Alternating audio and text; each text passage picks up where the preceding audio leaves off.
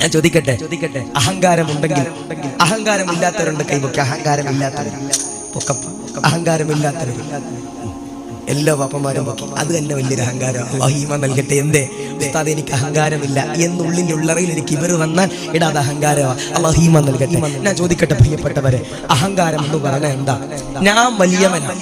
ഞാൻ വലിയവനാ എന്നുള്ളൊരു തോന്നല് നമുക്ക് വന്നാൽ അതെന്റെ പ്രിയപ്പെട്ടവർ അഹങ്കാരമാണ്. അല്ലാഹു കാത്തിരിച്ചിരിക്കട്ടെ. ഇവൻ ഞാൻ ഏറ്റവും ഒരു ഉദാഹരണം പറയാം. ഞാനിപ്പോൾ ഇവിടെ വഅദ് പറയാൻ വന്നു. ഇവിടെ ഏതൊരു ചങ്ങാതി കൊത്തഹ എന്നൊക്കെ പറഞ്ഞ് ഇപ്പം വിളിച്ചു, സ്റ്റേജിലേക്ക് വിളിച്ചു. അപ്പോൾ ഓൻ പറയാം മറ്റേ പ്രാസംഗ്യം മറിച്ച പ്രാസംഗിനെ പറയാ.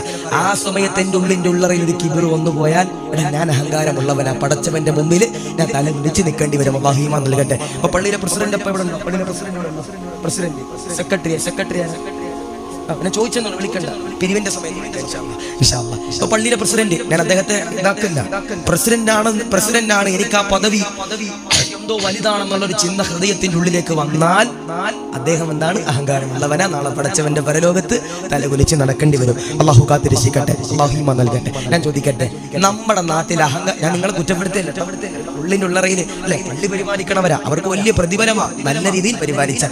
ഇല്ലെങ്കിൽ പടച്ചവൻ കുപ്പിയിലിട്ട് നരകത്തിലിടും. അല്ലാഹു ഈമാൻ നൽകട്ടെ.